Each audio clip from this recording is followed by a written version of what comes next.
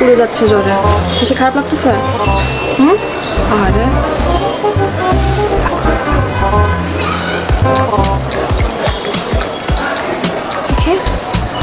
চোখ বন্ধ।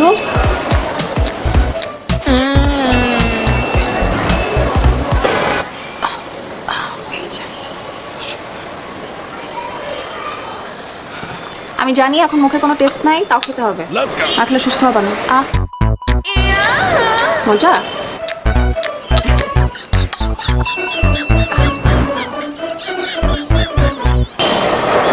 তো হাতে একটু ধরে। নো, কোনো হাত ধরাধরি করা যাবে না। খাও।